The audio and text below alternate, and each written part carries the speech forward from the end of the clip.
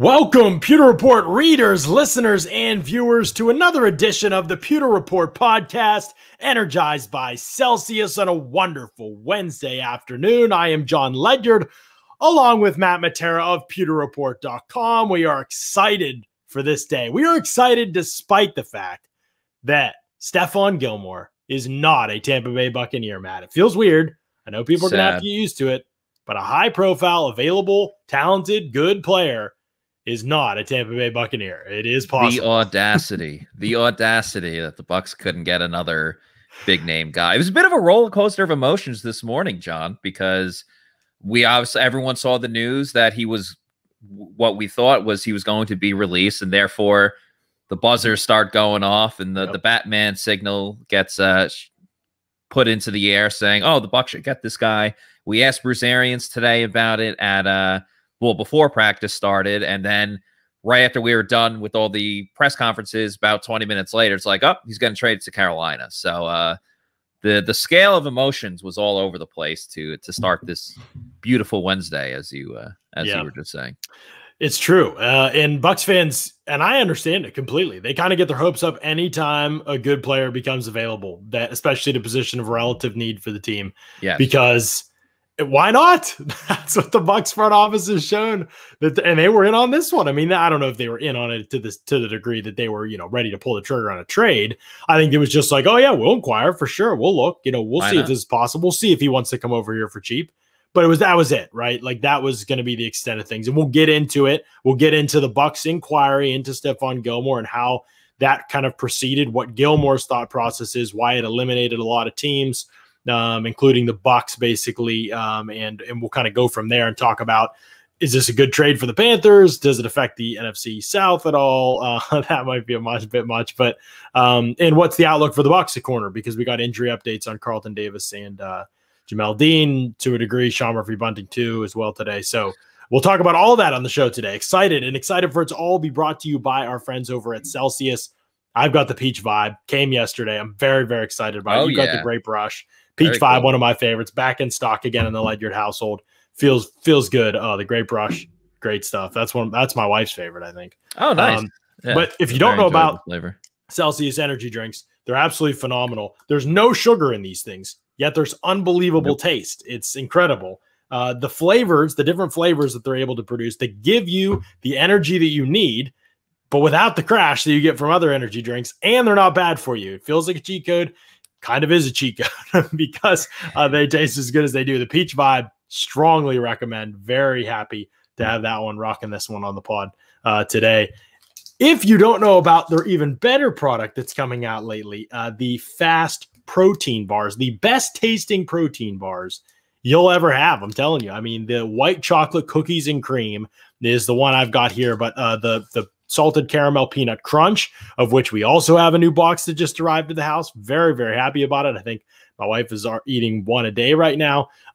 They are unbelievable because you get the protein that you're always looking for, but without the sugar and some of the bad stuff that you're getting in other proteins. So 20 grams of protein, 1 gram of sugar. These protein bars, best tasting protein bars out there. I'm telling you, if you have a sweet tooth, but you want to get a little bit healthier, this is absolutely the way to go. If you're looking for protein, this is the way to go.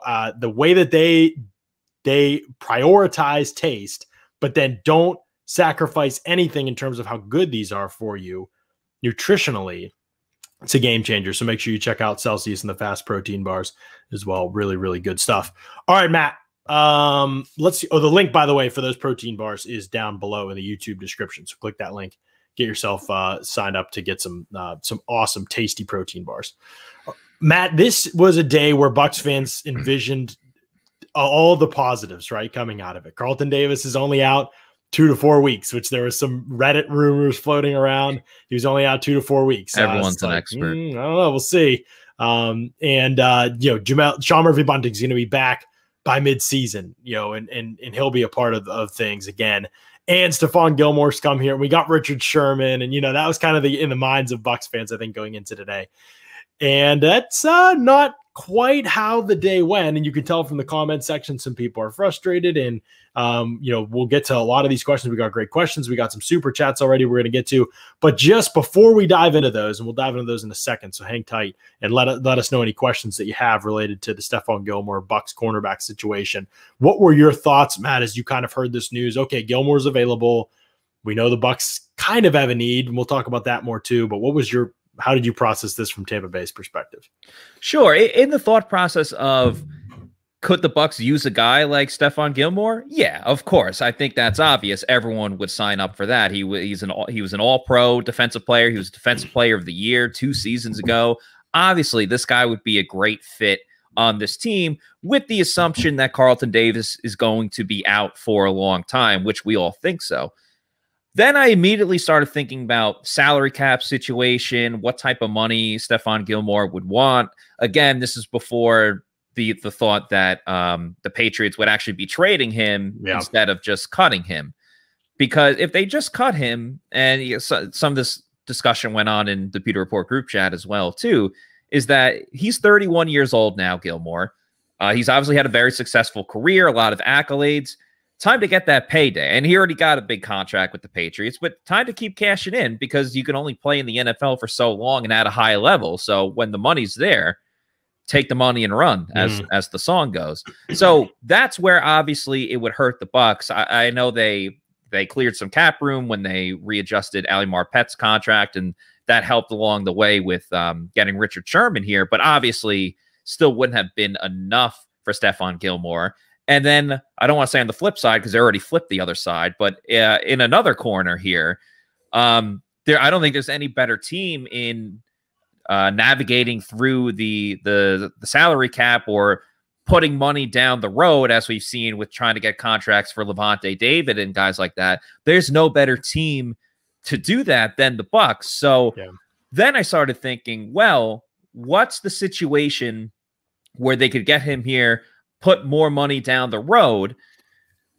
But even in that situation, you have to go back to, and I know we're all focused on this season, but you have to go back to, well, they're going to have to sign Carlton Davis, who is younger at this point. So you'd rather put your money on Carlton Davis, who has already been for the team on the team for many years. The Chris Godwin situation, Vita Vea coming up. So eventually you're going to have to cut some cost or hypothetical costs in the Stephon Gilmore situation. So a lot of it was the money for me more than will this guy fit? Because, he would fit. He's an all-pro player. He could fit on any team. See, I actually kind of saw it from the other way, and I will get these questions. I hear the money part. I'm not saying that wasn't a factor. Obviously it was. But to me, it was like, okay, if Gilmore's going to pursue money over a chance to win a ring, then there's no conversation here anyway. And there's no conversation for a lot of the best teams in the league. Sure. That kind of, I guess in my mind, at least, it kind of went without saying that if Gilmore was oriented that way toward chasing, big payday, even for this season, even to finish out this contract, that he has. Obviously this happened via trade, so he's going to get paid close to that, 5.4, whatever it is left on that contract this season. If he's after that, and that's kind of his priority, but that I don't understand why it broke up in New England, to be honest. Now I'll get to my point here in a second, but Big MGM says, as a Patriots fan, I can guarantee this was done out of spite. There's no way a defensive player of the year is worth less than Carson effing Wentz. That's a funny comparison. It's a Bucs podcast, I know, but I'm livid right now, he says, and we appreciate the transparency, Big MGM. But that's what I don't get. If Stephon Gilmore was willing to play on his current money and apparently is able to play after week 6, otherwise why make this trade, which he was on the pup list, why not just do it? I know the Patriots were tied up against the cap, but come on. I mean, there's better ways to do it than this. And you could have gotten a 3rd-round comp pick for him. Exactly. That's what I was thinking too, is how could they not get more value out of this? I mean, the Bucs paid more to get Gronk after he was retired for a year than Stephon Gilmore, who in the public eye at the time, even though he's coming off an injury, would still be in more game shape and everything like that than Gronk was going into last season. So just a 6th-round pick, I think, is very questionable. For sure. I know the 6th rounder happened because they're leveraged at that point. Everybody knows you're releasing them, so you're not going to get much. Okay, I get it, but look, I mean, why wouldn't you just keep him and pay out the rest of his contract? It's not like he's 20 mil you can get out of, like that. What are you going to do with that money right now? I know you're up against it a little bit cap wise and it's tight, but come on. I mean, this is just silly. you could hang on to him, be a better team this year. You're not out of it. In the AFC, you're 1-3, yeah. But and you could pay him, or you could let him go in free agency, get the 3rd round comp pick. I don't get it at all from the Patriots' perspective, to be honest. Especially when the comments come back and like, yeah, he's awesome, dude, great in the locker, everybody loves him. And then now the team, Cal Van Noy, like barely even answered questions about him today. He was still mad, and I don't understand it. Bill Belichick's way of doing things is not leading that organization in the right direction. I feel confident in that, saying that right now, but I don't get it from that perspective. But from the Bucs perspective, I looked at it from the roster group. I was like, okay, how does he fit unless Carlton Davis is out for the season? Well, I was thinking too, like who moves into the slot? Let's just say SMB isn't healthy, then you would have. Well, I guess if Carlton's out, then it changed. Well, even if it's Richard Sherman, hypothetical Stephon Gilmore, which it won't be anyway, right? And then Jamel Dean, like, are you going to play Dean in the slot? That obviously doesn't really work out too well.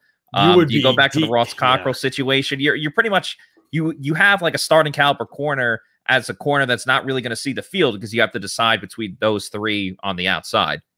Yeah, it would be like Dean and Sherman until Gilmore was good to go, because remember, because if he was traded for, he wouldn't have been ready till after week 6.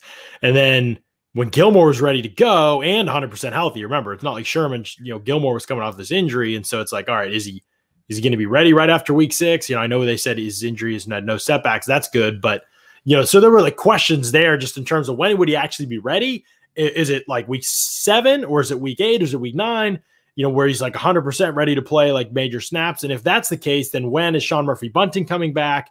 Because he could be your other outside starter along with Richard Sherman. And then when you go to nickel, Murphy-Bunting goes down to the slot and Jamel Dean comes in and plays that right corner spot where he's played. And you get Richard Sherman mostly on the left side where he's played. And so that was kind of my thought, was like, okay, now it's kind of crowded and Jamel Dean has basically no path. If Carlton Davis and Sean Murphy-Bunting are coming back at some point, he's going to have basically no path to playing time. I mean, he could be behind everybody at that point. He'd be a special teamer if he was even active. I mean, think about it. You'd have Sherman, Gilmore, Davis, Murphy-Bunting, and you want Cockrell because of special teams. He's your up back. He's your nickel. He's your backup safety. So Dean is going to be inactive. Like, are they ready to do that? That's just crazy to think too. I mean, he played well last time he was on the field. Like, I know he's been a roller coaster ride. I don't think he's a second contract guy in Tampa Bay, but are you done? Like, are you ready to say, yeah, we're just kind of moving forward? No, how's Dean going to feel about that? He doesn't strike me as all situations I'm chipper kind of guy. I don't know. It's,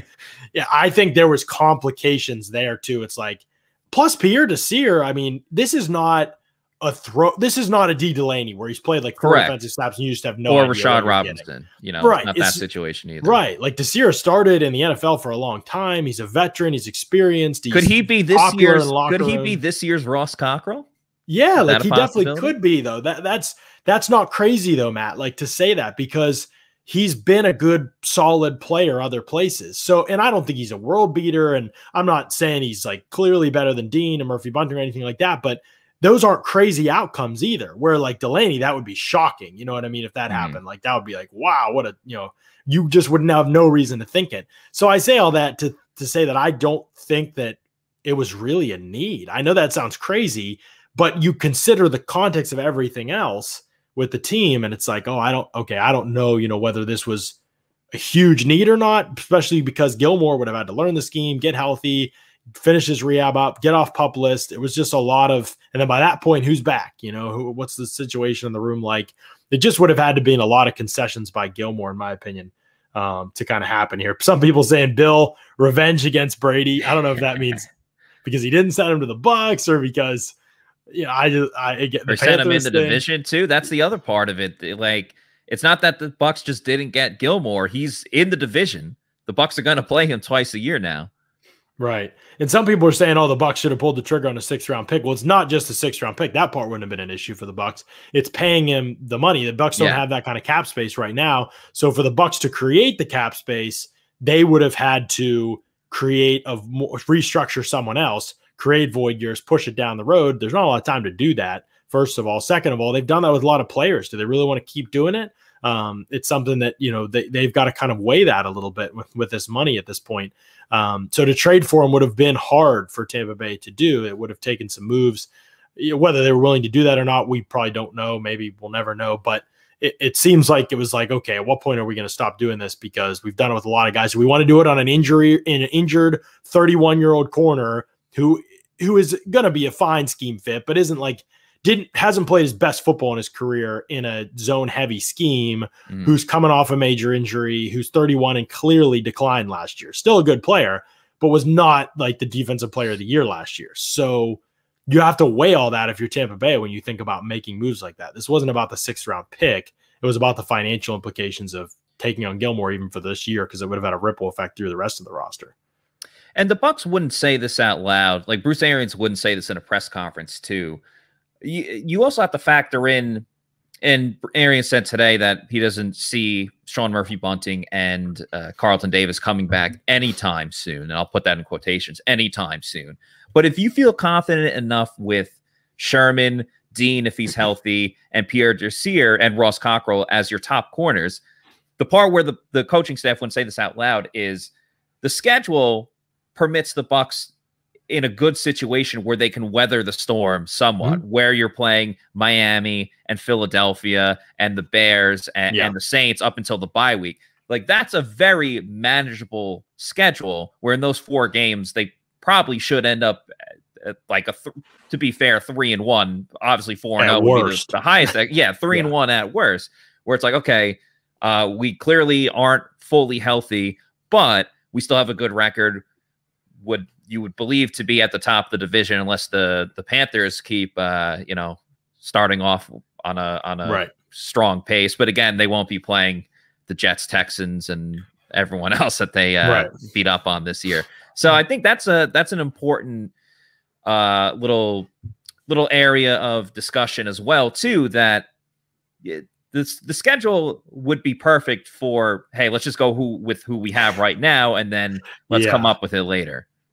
I'm just not trying to freak out about like the first, even 3 of the first 4 weeks of the season. Like, I'm not, like, the other day was fine. Like, Sunday was fine. They gave up all underneath throws. They didn't give up anything down the field. They allowed 17 points. 17 points should win the Bucs a game every single week. Right. And the biggest passing plays they allowed were on 2 trick plays. Those were really the big plays. It's like, you have to look at the process, right? Like, I just didn't feel like it was that kind of game. And that quarterback and those receivers are pretty comparable to what they'll face for the next several weeks of the season. That's just reality. Like, the next time they face a really good quarterback, even a guy in the conversation for probably top 15 quarterback in the league, maybe even 20. I mean, it's Josh Allen in week 14, and we have no idea what things are going to look like by then. So I think that has to be considered here some too, is that, like, you've got a guy like Sherman in. What are you going to do if you bring in a Gilmore and somebody else comes back? You can't sit Sherman. Like, this guy's a legend. Right.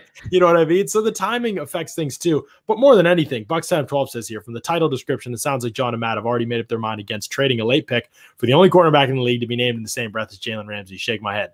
And I know Bucs Times may be a little bit kidding here, but we've already addressed the fact that it wasn't the late pick, that it's the cap space. Like, that is, Carolina has the second most cap space in the league. Like, it's hard to argue with that. Like, Bucs don't have control over who the Patriots trade to. Like, Patriots saw that, in Gilmore's camp, they were like, okay, they have the cap space. Plus, that's home for Gilmore. He grew up right near there. So that was a factor in this too. That's where he wanted to be. That's a young upcoming team that could potentially pay him if he plays this offseason. A lot of money they could pay him this offseason to be in tandem with J.C. Horn, another South Carolina guy. So, there's a lot of layers to this, right? Like, where Gilmore wanted to be there too. It wasn't just the Bucs, failed to pony up. Like, that's just not the story here, is what we're saying. Would I have hated it if Gilmore were a Buck? Absolutely not. No, especially because if he were a Buck, it would mean he was willing to play for like $1.5 million. Right, the veteran minimum. Or right, it would have been like a Sherman situation. It just wasn't. It wasn't likely to happen given what we knew about how Gilmore was prioritizing money in this situation. And so the Bucs kind of had a hand tied behind their back at this point, that they couldn't. There wasn't as much as they could have done as what other people think, I believe. William Butler says, John, a 6th rounder. Come on, man. Randy Moss voice. I think we appreciate the $5 super chat greatly, William. Thank you. I think we've already kind of addressed the fact that nobody in the Bucs organization would have balked at a 6th rounder for Stephon Gilmore if that were the issue. That wasn't the issue there. Let's get to this one. $5 super chat. Carlton Davis. Oh, Greg with a good point here. Yes, Carlton Davis is better long-term value. Yes. That's a part of it too. I think Gilmore wanted to go someplace because think about this.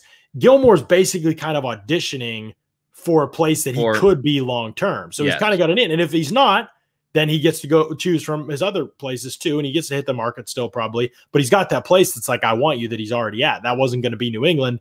So and that wasn't going to be Tampa Bay either, by the way. Like that was a pure rental. Tampa Bay wasn't going to be able to re-sign him. Right. You're talking about a one-year guy, and Carlton, for his sake, he already essentially has it in the bag. You know, the past 2 seasons, he's really stepped up his game, has been great this season up until the injury. And unless there's a significant drop-off, if he can hopefully come back from his injury next year, the Bucs would be crazy not to try to set up a long-term contract with them. So that kind of already had an answer for itself in that discussion of long-term future starting #1 cornerbacks for the Bucs on this team. Right. There, cap-wise, there was nothing for the Bucs long-term, and Gilmore, the situation in Carolina was just way more conducive to saying, hey, I could get paid more now and I could get paid more long-term by this team if I impress them. Plus this team's going places, you know, they got nice, young, fun defense, you know, there's some relationships there. So yeah, I think that mattered too a lot in this. All-Star fan says with the $5 super chat, very much appreciate that. Thank you, All-Star fan. He says, I think Carolina got Gilmore because they ate the salary that the Patriots were going to pay. That is why it only cost a 6th round pick. Absolutely right. If the Bucs were going to, you know, if it was going to be I don't even know if there was a situation on the table where it would have been, you know, like the Bucs would pay like $1 million and the Patriots would pay like almost all of it. That wouldn't have helped New England. So they weren't looking to do that. That's why New England, somebody reported that they met with some of the teams on Tuesday, right? And they said like teams that they were close with, probably Jason Light and the Bucs were one of those because of his relationship with the Patriots organization, safe to assume. And, you know, they were kind of like, hey, are any of you willing to trade for Gilmore? You're going to have to take on all his cap hit. And then Jason Light said, for that, I'm out. And Jason Light's like, that's not even possible for us. So I think that's probably where it started. And then I think it was just, you know, a matter of, okay, are we willing to go crazy and move stuff around like nuts for a guy who is, you know, coming off an injury, 31, decline last year, you know, isn't the seamless scheme fit that Sherman maybe was. So that's part of it here as well. So something to consider there. Brian Shaw brings up, I think, a great point. Just be happy the Packers didn't get Gilmore. Yeah, that's why I think the Bucs kind of won the trade anyway, right? The Packers and the Cowboys were both in on Gilmore. They didn't get him. And I think that that's huge because I think the Bucs, you know, they get healthy, like they should be all right in that regard. But the Packers and the Cowboys defenses have way more question marks, in my opinion, than the Bucs defense does. And the fact that they didn't get a potential, because we'll see what Gilmore comes back like, a potential solution guy in Gilmore, I don't see the Panthers as a contender. I mean, what they beat. No offense. Jets, the Texans, the Jets, and the Zach Wilson, Jameis Winston, and Davis Mills. That's not scaring me. And week 1, Zach Wilson, not week 4, Zach Wilson. True. Take the next step, Zach Wilson. Yes. Zach Wilson in his first NFL start. You just come on, like the Cowboys. I know these guys. It's weird for me too, John, because I thought the Panthers defense was pretty solid, and then obviously Horn got hurt, so that clearly it fills a need for them right there too. I am not entirely sold, and as much talented guys as they have, like their offense as good as it really should be. I feel like there should be a little bit more with the Panthers offense. They're not lighting it up on that side of the ball, even though Sam Darnold has been solid, and I understand Christian McCaffrey has been out. But as good as I feel like the Panthers defense is the reason why that Carolina has started out 3-1, and not really anything that Sam Darnold's been okay. He hasn't really turned the ball over, but it's the defense that's been really helping them win these games, not anything that the offense is doing. Like DJ Moore's been awesome. I got on my fantasy team, and McCaffrey speaks for itself. But outside of that, I mean, Robbie Anderson's just a one-shot guy down the field. They traded Dan Arnold. So I don't know. The Carolina team, I want to see. I mean, they went up against a good team against the Cowboys, in my opinion, at least. And if they went up against the Cowboys and kind of got smoked. So right. Yeah. I don't know. To me, Dallas's defense is still not great. They're better than they were last year, obviously. Just don't throw it to Diggs. If you don't throw it towards Diggs, apparently in zone coverage anyway. Yeah, but I think long lost guys is a good point here. We talked about Gilmore wanting to be close to home. That was a big part of this too. So I just don't think it was on the table for the Bucs. Like just being honest, everything I've heard and everything we've said, I just don't think it was on. I think they poked around. They wanted to know. They wanted to be in on the conversations, but it was just other places that Gilmore was more likely to go in this situation. And that was kind of the way that it always was, by the way. I think people threw out the Bucs early, because of the Brady connection, and maybe people got their hopes up a little bit, but I tried to set you all on the right path with my column that I wrote this morning and just be like, I don't know if it's likely. Like I'm not rolling out anything with Jason Light, but I don't know if it's totally likely. Allstar fan says Patriots only had $54K left on the cap, yet they were able to sign Collins, which likely came from Carolina, taking Gilmore's salary off the books. Yeah, that helped.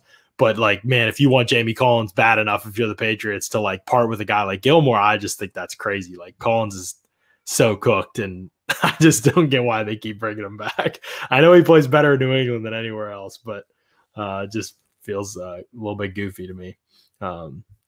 Let's talk about this from the NFC perspective and get back to the Packers angle to me a little bit, because I don't think that this does anything for the balance of power in the South or in the NFC at all. Whereas going to the Packers, if he had returned to Gilmore, it had the potential to be, if he was 2019 Gilmore, or going to the Cowboys even, because they are very much an improving team. Yes. And I think, like I predicted before the season, we'll look at them by the end of the year as being like, wow, a lot of people were too low on them going into the year.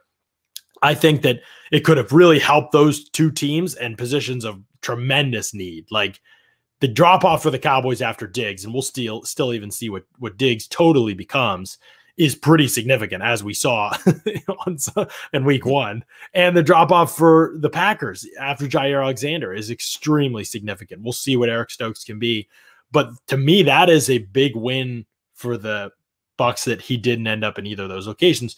Not because he definitely would have been good, but because he could have been a possible solution for them. And now, not having to worry about that in a potential matchup with those teams, obviously we're looking way down the road in the playoffs, is very advantageous for Tampa Bay. On top of that, Carolina, they have to play them twice a year, but Carolina to me is a team that, like you said, they're getting better. Definitely, it might be they're year certainly 2 way. Improved. I think that goes without question. They're definitely improved from last season to now. Right. I'm not necessarily terrified about facing, because I don't think they have another guy. Both those teams that I mentioned have another guy, especially the Packers with Jair Alexander, and the Panthers, J.C. Horn hurt. We'll see if he comes back, but he's still a rookie. They've got other young talent there for sure, but nobody else is a shutdown guy. And so, teams with one corner don't bother me if I'm the Bucs. Maybe down the road, if they re-sign Gilmore, we'll see. But for this year, I don't think the Gilmore move, great trade by Carolina, but they have all that cap space. Sure. Why not? Absolutely. Go for it. 6th round pick. Are you kidding me? Who cares? Go for it if you're Carolina. I just don't know if it's going to shift anything. To me, it's all right, once he went to Carolina, it's all right, we don't need to talk about him the rest of the year. Other than when we preview the matchup, because I don't think it was that big of a deal, in my opinion. I just look at more of the NFC as a whole, because I agree with you. It's not really going to affect the NFC South really too much. But I think just an overall perspective of the NFC going into this season, I think most of us were just like, okay, it's clearly the Bucs, it's the Packers if Rodgers actually cares about playing in Green Bay, and it was the Rams with the asterisk of let's see how it looks with Matt Stafford. But now all those three teams are clearly still in it, but you have to factor in the Cowboys now. And we're forgetting too, the Cardinals are the only undefeated team remaining in the NFC. So I'm thinking long-term too. Obviously the Bucs want to win the division.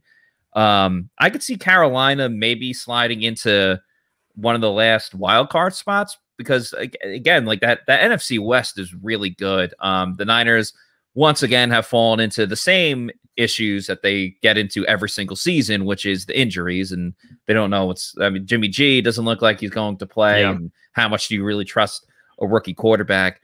But the road to the top, the road to getting back to the Super Bowl again, is not as easy as I think it all once was. So it's great that it didn't go to the Packers or the Cowboys, as you just said, but I still don't think it makes it any that much easier or better for the Bucs looking way down the road into January and February. I agree with you. I'm still curious about the Cardinals, though, because I know they're undefeated right now. They beat the Rams and on the road as well, too. Jumping to the top of everybody's power rankings. Major props for them, too. Yeah. They just strike me as a team, though. Like last year, they started out great as well, and then they really just had a significant drop-off. Yeah. So I think if a couple of defenses that really figure out their scheme, and obviously they've been the Raiders of kind of the NFC. Yeah, it's a bit of a crazier scheme, obviously, that we see, and Kyler Murray's so dynamic, but if he gets hit a little too much, that could really change, in the drop of a hat really quickly. So Cardinals, I mean, credit to them, they're undefeated. But yes, to me, Matt, 4 weeks from now could be a very different story with them. Yeah, true. But right now, the NFC as a whole looks much harder for the Bucs than I expected it to look, like to get through. And I expected the Cowboys to be good. I was one of the few people out there I feel like who was like, yeah, no, I think the Cowboys will win the NFC. It's like going away, and so that was one thing I look like I'll be right about. I also said the Cardinals weren't a playoff team, and that looks wrong at the very least right now. We'll see will they end up winning that division? I don't know. There's lots of layers to this still that we got to work through this season. That's a really good division, but I thought Arizona was heading more for, blow up the front office Kingsbury direction. Yeah. And now it feels like Vance Joseph and Kingsbury are kind of saving it a little bit. I've never been anti-Kingsbury, I should say. I just thought if Keim went, who I'm very anti-Keim, if he went, then Kingsbury would go too. And so I think the Cardinals I'm still waiting to figure it out, but the defensive improvements are off the charts. I mean, I don't know if Vance Joseph will ever be head coach again, but what he's done with defenses in 2 spots now has been pretty amazing, especially because I think the Cardinals have weaknesses in some key spots in terms of talent, and he's just worked around it wonderfully, developed players really, really well. And so they are dangerous, no question about it. Kyler can have a bad process and get a good result on a play because of his legs. He can just create. And so, they're very dangerous. Seattle will always be dangerous as long as Russell's there. The Rams are looking, in my opinion, I know they lost to the Cardinals, but even better earlier than I thought they would. Yeah. I don't know if San Francisco is a factor just because of the quarterback situation. I don't know that Seattle's a factor either because their defense is so bad. But yeah, you mentioned the Packers with Rodgers. They're definitely, they're going to be tough for anybody. Dallas, the way they're playing right now, both sides of the ball, but especially offense, they're a factor for sure. I don't know if anybody else in the South or the East or the North is, to me, there's all the wild cards might come from the NFC. Yes, it might be the West, and that's mathematically, I'm not sure, but it really looks like those are the next, 3 best teams after the division leaders. So we'll see, but NFC definitely, much tougher than I thought, maybe coming into this. And Hans wants to remind me about other things I've been wrong about. You and me were also big wrong about JTS, John. I hated the pick, thought he was way overdrafted based on his college film, and now he looks like the clear-cut defensive rookie of the year. Yeah, I wasn't hating on the pick when it happened, but I definitely had a lower grade on him than the Bucs did, as I said. And all I say is I'll say the same thing I say to Trevor Sikkema when we talk. I hope I never have to grade another opt-out year guy again, especially one that totally transforms themselves like JP or like Joe Tryon-Shrink. What a unbelievable turnaround for him, because he was like kind of the opposite in college. I'm gonna right after this show ends, I'm putting a prop bet on JTS to win Rookie of the Year. That's a good call. You know why, Matt? Because he's about to face one of the worst left tackles in the league this week, and it's not going to get a whole lot tougher for him. But this is obviously probably, we'll see if he gets to start, but I'm assuming if JPP doesn't play, which I would rest him. Right. Save him for the Thursday game. We spoke about this the other day. Yes. Save him for Thursday. The Eagles also played a backup left tackle in their last game. We'll see if that holds up for Thursday night. I don't know whether Jordan Mailata will be back or not. But yeah, all arrows are pointing up for Joe Tryon-Shrink. The real question to me is whether he'll get enough reps. If he gets enough reps, then I think he could. But if he's just like a 20 snap a game player, then it's going to be really difficult, I think, for that to happen.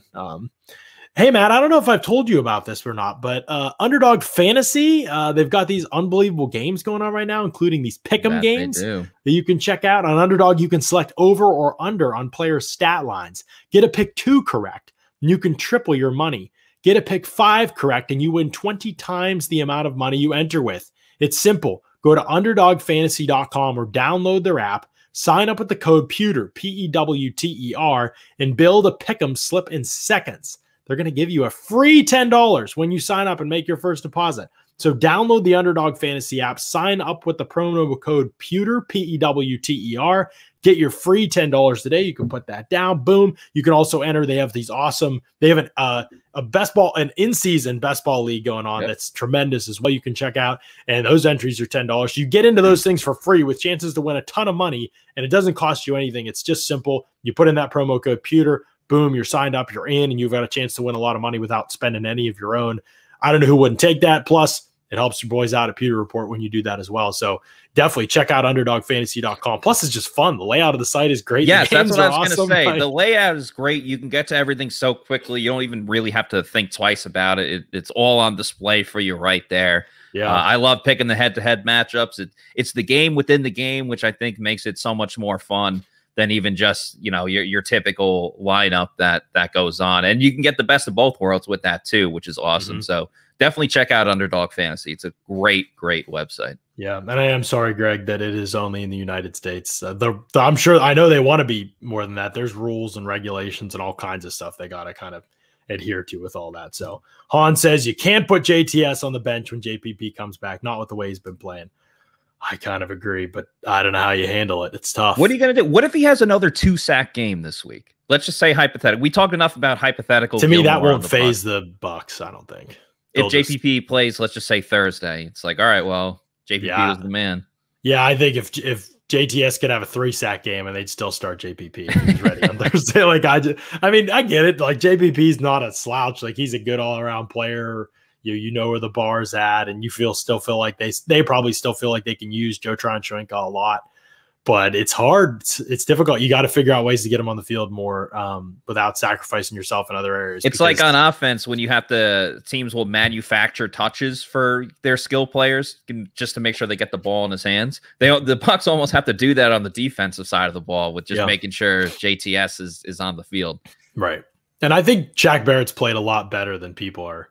The Rams game, yeah, he didn't. It was Rob Havenstein beat him, yeah, no question. But he was good in week 1, and he was pretty good in week 2, and he was good the other day. He was great. He was great. He had a forced fumble. It's a way better start to the season than Shaq Barrett had last year. Like, way better. He's gonna be fine. He's gonna be fine. He's not a dominant athlete, so he is not going to win quick every rep. Like he has to win with technique and timing and patience and consistency and like those kind of things. And he's got that power element that he's unlocking now. And you know, he's not going to be a Von Miller. Like you have to lower your expectations if you're expecting him to be, you know, one of those guys that could win every single snap. Like he's not built like that. So he's a good, not great player. That's what he is. And that'll be a real asset for them eventually this season, I think. So we've unpacked the cornerback situation with Gilmore, but now let's look at the Bucs' actual cornerback situation, Matt, moving forward. It's going to be an adventure. Today, Bruce Arians said he would not expect Carlton Davis or Sean Murphy-Bunting back anytime soon. Frustratingly, we did not get more of an injury update on Carlton Davis. I'm sure someone in the national media will eventually get that information and report it, and we won't be bitter at all. But I think that might be the way this thing goes. Well, he was asked, and he made a face. It's a quad injury. The answer was just it's a quad injury, but it was the physical movement. He made this face. He was like, couldn't believe you were asking. Like, is that what it was? Like he couldn't believe you were asking? I don't know. He was just like, it's nothing more than a quad injury, and that he pulled a muscle. But he's not going to be back anytime soon. I mean, like a pulled muscle in your quad, you're not going to say that about. You know what I mean? Like a partially torn quad, right? Like a partially torn quad. Okay, maybe that's what you're saying. You won't. That's what Stephon Gilmore had. He had it in like week 15, and he ended up getting off-season surgery on it. If Davis needs surgery, then yeah, that's probably like close to the end of the season. I mean, look at Gilmore. Like that was. Could it be a Vita Vea situation? He comes back to the NFC Championship game. You know. Maybe it depends on the surgery, how they extend to if he needs surgery. Here's the thing, though. Carlton Davis himself tweeted that he won't be out as long as we think, and he is ready to get back. He's excited to get back in pursuit of number 2, which I would assume that he believes that number 2 could happen this year. So he's talking about this season. Yeah. So there's at least some belief there that he'd be back this year. When, we don't know. But I think that it's the most significant loss the Bucs could have defensively. I'm ready to say that. Offensively, obviously Tom Brady, but you know, it would be up there, you know, on either side, on the whole team, just because A, the other injuries at cornerback, but B, Carlton Davis is just playing great through 4 weeks. He's just playing awesome football. Like there's no way around it. And he's motivated in that contract year, which, I mean, he's always motivated, but I think that never hurts. You know, you find a little something extra, and he's just playing great football, and he's one of the most important positions on the field. You could argue maybe second most important after quarterback. And for this defense, it just really matters the way that they're banged up right now, and the fact that he's so much head and shoulders better than every other corner on the roster, I think. That's what I was going to say, too. It's very hard in this league to find a shutdown, or I don't know if Carlton's really good, so I'll just say an upscale number one corner. It's very hard to find that for your team in this league. And I also think it's also a matter of, we've seen other key guys on defense get hurt, and we've seen the replacements fill in and do a formidable job to where the Bucs were able to survive and advance. Again, Vita Vea, he was out for a long time last season. Bucs still led the league in rush yards allowed per game. Devin White missed some time. Kevin Minter went in, was good to go. We're seeing it right now with JPP. As much as they'd love to have him out there, JTS comes in, has a 2-sack game. We haven't really experienced something with Carlton Davis, the clear number one corner on this team, missing a lot of time, and how that will impact the defense more than any of the other players that I just mentioned. So that's the big question going into, I was going to say next game, but I guess for the rest of the season, depending on how long he's out for. So I agree with you in that sense of this is probably the worst loss that the defense could really suffer with Carlton out. Yeah, I agree. It makes it challenging on everybody else, I think. Having said that, hats off to the front office for getting Richard Sherman, not because Richard Sherman's going to be Richard Sherman of old, or not because Richard Sherman's going to be elite or anything like that, but your options were Richard Sherman or like D. Delaney. And like, I just think that getting Richard Sherman is smart money. You never know how it's going to work out. Maybe it's horrible. Maybe he just has nothing left in the tank, and, you know, okay, you flopped on one, but the process is good, in my opinion. If you can get a guy of that caliber for nothing, basically, in terms of cost, you just do it, and you have to pull the trigger on it and do it. And they haven't just gone that route. They brought in Pierre Desir, who, again, as I said, it's a good process. They found guys who are solid players, solid people, smart players, very smart and very hardworking. Both of them extremely smart and hardworking. Desir was in with the Jets for like what? 8 weeks, 6 weeks, 8 weeks. He won Walter Payton Man of the Year nomination from the Jets locker room. It wasn't even on the team when he got nominated. So you're just talking about guys that everybody's going to want to rally around, and they're going to learn, and they're going to be sponges. Again, it's a good process. Doesn't mean it'll be a good result. It's a good process. We'll see. So hats off to them for doing that. I'm very just kind of interested to see how it all comes together.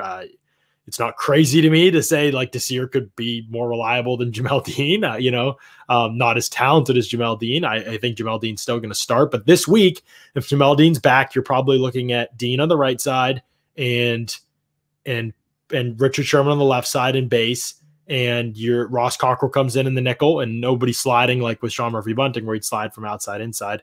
But you're probably getting Ross Cockrell in the nickel, and Pierre Desir is your first backup outside on the right side, and Delaney or Rashard Robinson is the fifth guy, and maybe all six are active. I don't know.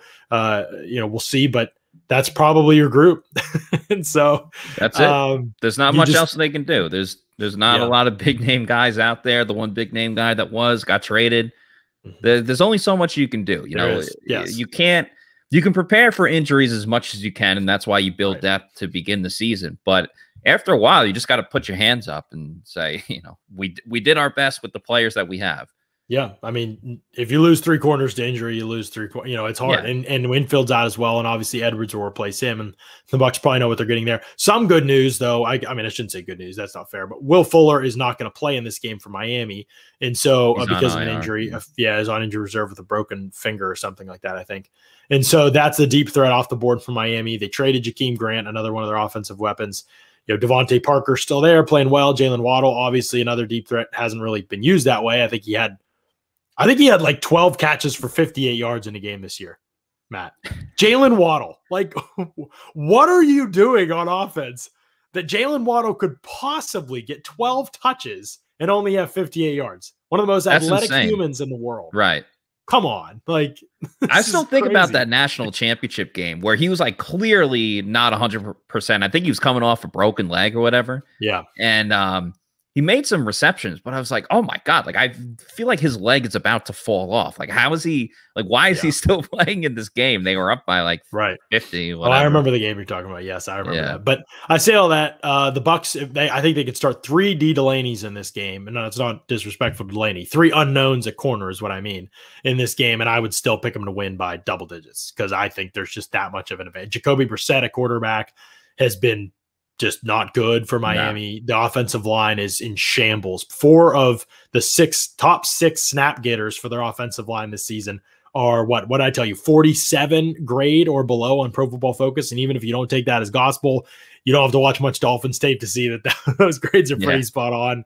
There are a lot of their draft picks have not played well, have not worked out. Austin Jackson at left tackle, who, remember, would have been kind of the next guy after Wirfs for a lot of people at tackle, who I was like, please don't draft Bucs at 14. I was like I wrote like 4 articles that draft season. He has been just horrible for Miami. He's the guy, by the way, they got in the Minka Fitzpatrick trade. They got that 19th pick and they used it on him. And he's been terrible. They were actually talking about benching him this week. I hope they don't. I hope they let it go one more week so JTS can get a couple sacks. But he's been really bad. Brissett has a tendency to hold the ball behind a bad offensive line. That's tough. They run the ball okay, but come on. Like, I don't think Myles Gaskins -1. -1. It just kind of like, dude, if they don't dominate this game, it's an afternoon game. It's in Tampa Bay. Like, that's when they've played their best games since Brady and Arians and all, it just feels like it's set up for coming off a disappointing one. I think they're going to crush them, but all that, kind of culminates in the cornerback group, right? They have these matchups this week. There are going to be some challenges, but it's a good couple games, in my opinion, for them to be able to get their feet underneath them, to get going a little bit as a group. The Eagles have some talent, some speed for sure. That'll test them, but it's not the Rams and the Cowboys. Like, those are 2 of the best quarterback receiver rooms in the league. Like, there's just no doubt about it. Even the Falcons, even though they're not throwing the ball down the field, like Ridley, Gage, Pitts. I mean, that's a dominant trio. I think we have to remember that the Bucs played some of the most talented, quarterback and receiving groups to start out the season. So you can almost like take exhale like you did when Nick Folk hit the post on the 56-yard field goal. You can exhale with that again when you're facing Miami, that obviously has struggled a lot, and Chicago. The Eagles and then Chicago, and clearly not as talented. And we have to remember too, Richard Sherman is going to get a lot better too. At least I think he's going to get a lot better. He hasn't even today marks 1 week that he's been with States 1 week that he's been with the team, and he had to start last week. It wasn't horrible by any means. He got picked on and everything like that, but it's definitely a there's going to be improvements for sure. Right, for sure. I agree with you. And so I'm not panicking about the Bucs cornerback situation.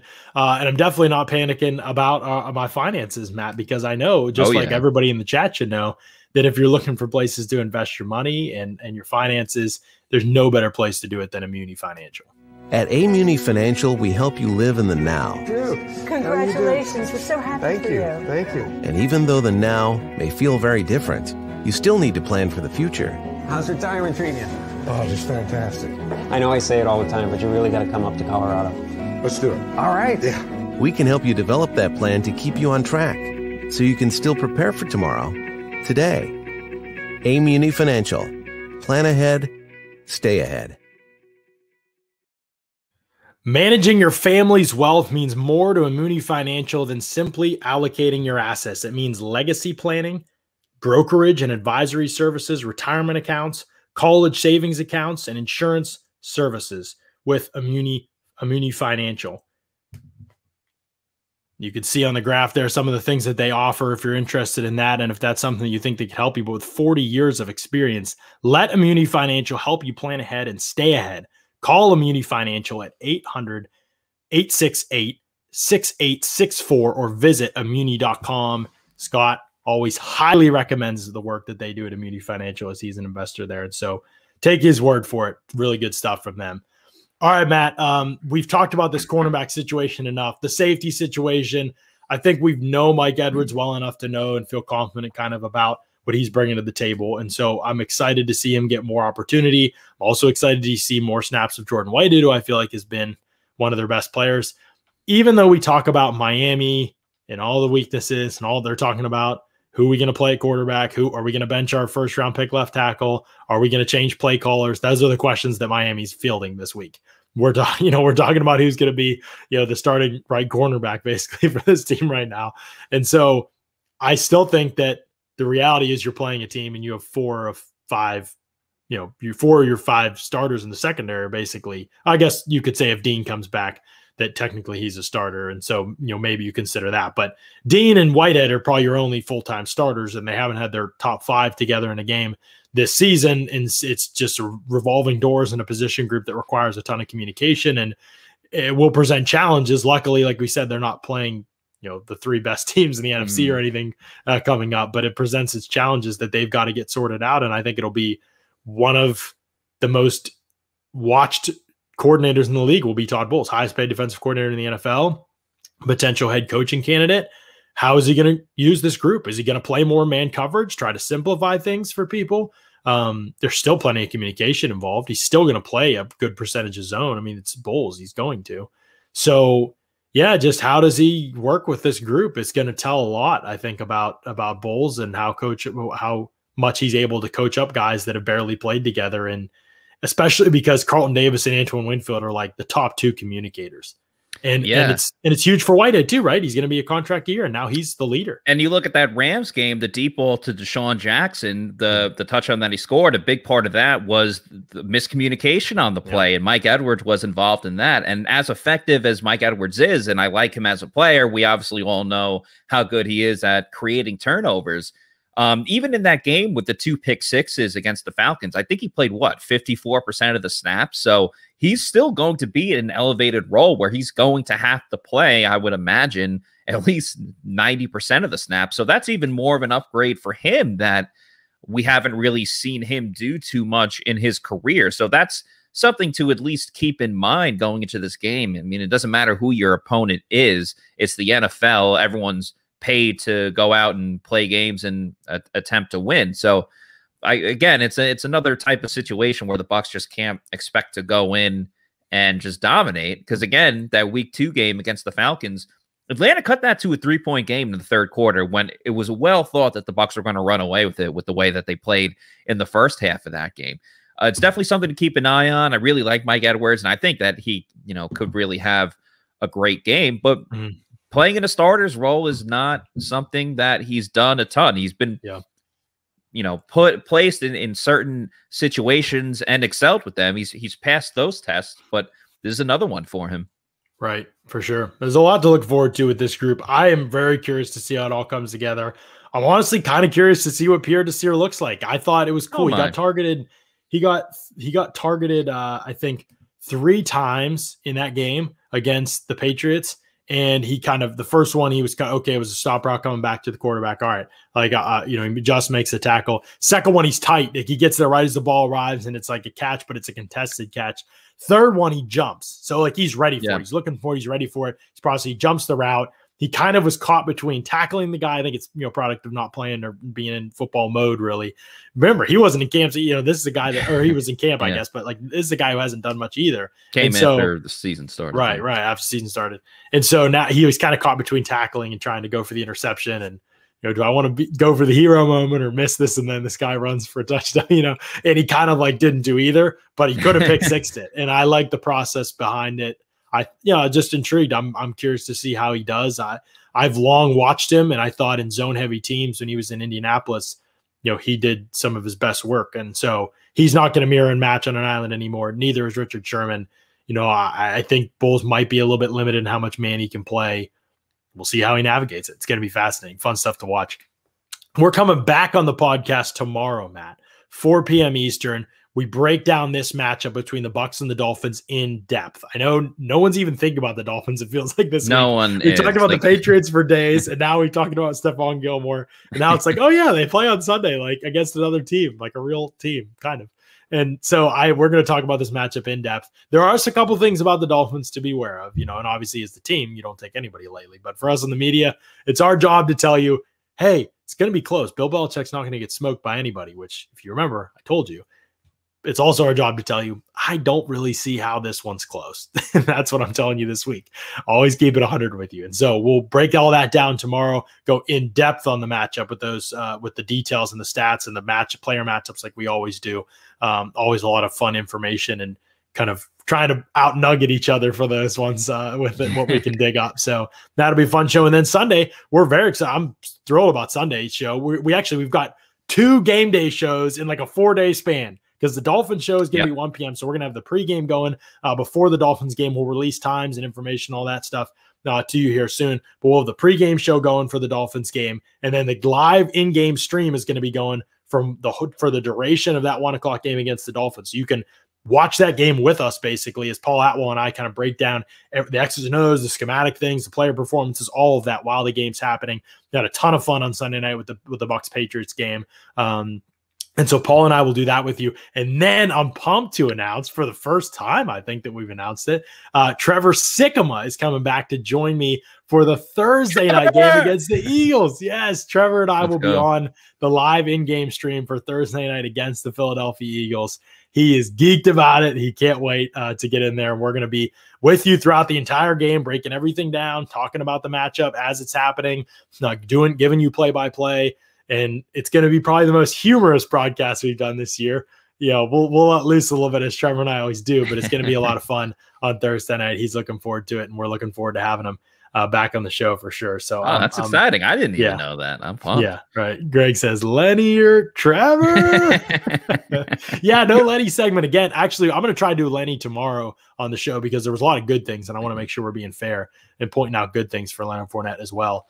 Right now, but also I have a Ronald segment. Oh yeah, that's coming tomorrow. So make sure you watch tomorrow's show for the Ronald segment. It's a doozy. Paul Atwell already sent it to me. It's a classic Ronald segment. I can't wait for it on tomorrow's show. So it's gonna be fun. We appreciate y'all jumping in here. Another great show.